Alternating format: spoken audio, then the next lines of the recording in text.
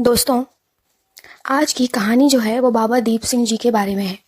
वो एक ऐसे सिख थे जो अपना शीश धड़ से अलग होने के बाद भी अपना शीश हाथ में लेकर के वो शत्रुओं से लड़ते रहे।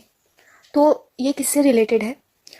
ये मुझे लगता है सोल डेवलपमेंट से रिलेटेड है, क्योंकि कहते हैं कि मरने के बाद आदमी अपने साथ कुछ नहीं ले जाता, लेकिन एक चीज़ जो ले जाता है वो है अपनी आध्यात्मिक यात्रा, अपनी आत्मा का जो विकास है, अपनी आत्मा को जिस प्रकार से उसने सींचा है वो चीज़ हमेशा उसके साथ जाती है। ये शरीर जो है ये तो नाशवान है, इसको नष्ट होना ही है, लेकिन आत्मा है वो नश्वर है, वो नष्ट नहीं होती है। तो क्यों ना उस पर ही फोकस किया जाए, क्योंकि जो चीज़ नष्ट होनी है उस पर हम कितना भी काम कर लें वो हमारा कोई काम नहीं आने वाला अगले जन्म में।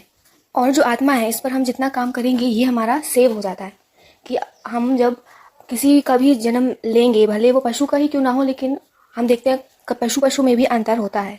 तो वो आत्मा जहाँ पर भी जाए, जिस शरीर में ही प्रवेश करे, तो वो आत्मा अपना जो हमने उसको अपने इस जन्म में जिस प्रकार से उसको सींचा है, मतलब कि जिस प्रकार से हमने उसको खाना खिलाया, जिस प्रकार से हम अपने कर्म कर रहे हैं, वो हमेशा उसके साथ जाता है।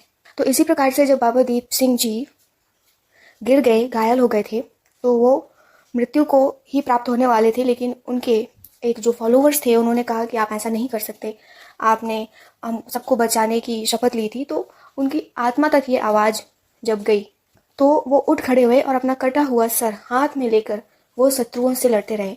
ये सुनकर ही गूज़बम्स आ जाते हैं। जब उन लोगों ने देखा, उनके शत्रुओं ने, तो वो ये सब देख के बहुत ही अचंभे में पड़ गए कि ये कैसे हो रहा है, ये तो हमने देखा ही नहीं है कि व्यक्ति एक मृत्यु को प्राप्त हो चुका है और फिर उठ के वो लड़ रहा है अपना सिर हाथ में लेकर के।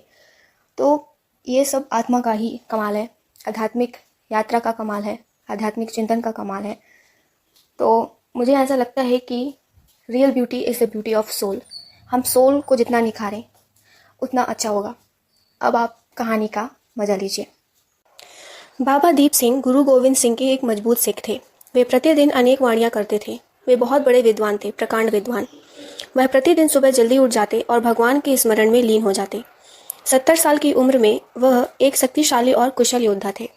उनकी बातों में इतनी ताकत थी कि जब वे कुछ करने का वादा करते थे तो वह जरूर पूरा होता था। वह अमृतसर के बाहर एक गांव के नेता थे। उस दौरान दुर्रानी ने इस क्षेत्र पर आक्रमण कर दिया था।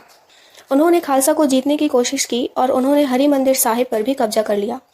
जब बाबा दीप ने सुना कि वे इतनी दूर चले गए हैं तो वह अपने लोगों के सामने खड़े हो गए और कहा, उन्होंने हमारी मातृभूमि पर आक्रमण किया है, उन्होंने हरि मंदिर साहिब पर कब्जा कर लिया है। वे बहुत सारे हैं, हम थोड़े हैं, लेकिन हमें लड़ना होगा। यदि हम निडर होकर अपने पूरे साहस के साथ कार्य नहीं करते तो जीवित रहने का क्या उद्देश्य है? कोई मतलब नहीं है हमारे जीवित रहने का। यदि तुम मेरे साथ मरना चाहते हो तो मेरे साथ आओ।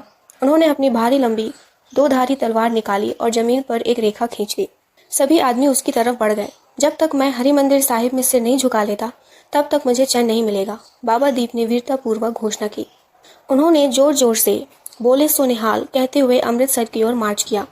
जब विरोधियों से मुलाकात हुई तो उनकी संख्या बहुत अधिक थी, लेकिन उन्होंने अपने पास मौजूद हर चीज के साथ हमला किया और लड़ाई की। उस दिन अनेक महान शूरवीरों ने अपने शरीर त्याग दिए। यद्यपि कई गुना अधिक शत्रु थे, सिखों ने उनमें से बहुतों को मार गिराया। बाबा दीप एक खूंखार शेर की तरह लड़े और अपनी भारी तलवार से कई लोगों के सिर काट दिए। तभी शत्रु सेनापति बाबा दीप को चुनौती देने के लिए मैदान में आए। जब वे युद्ध कर रहे थे तो कई लोग भय और भय से देख रहे थे।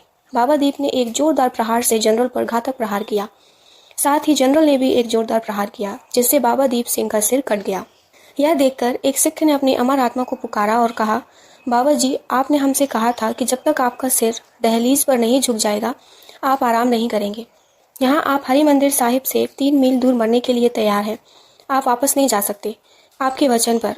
इससे हमें निराशा होगी और गुरु के प्रति आपके वचन के साथ विश्वासघात होगा। हालांकि अब उनका सिर उनके शरीर पर नहीं था, लेकिन बाबा दीप ने यह पुकार सुन ली। उनका शरीर हरकत करने लगा और जमीन से ऊपर उठने लगा। उसने एक हाथ से अपना सिर उठाया और वापस अपनी गर्दन पर रख लिया। अपने दूसरे हाथ से वह कई लोगों को इस सांसारिक जीवन से बाहर भेजते हुए आगे बढ़ते रहे। शत्रु चकित रह गए।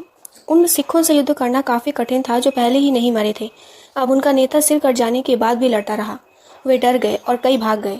कुछ दूर तक आगे लड़ने के बाद बाबा दीप सिंह ने अपना सिर उठाकर आसमान में उछाल दिया।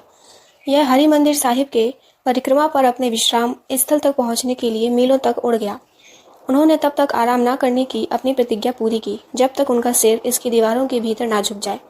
उसकी आत्मा ऊपर उठ गई और वह आसानी से सार्वभौमिक आत्मा में विलीन हो गया, जैसे पानी की एक बूंद सागर में मिल जाती है। भगवान के संत महान हैं, उनकी स्मृति सदैव जीवित रहे।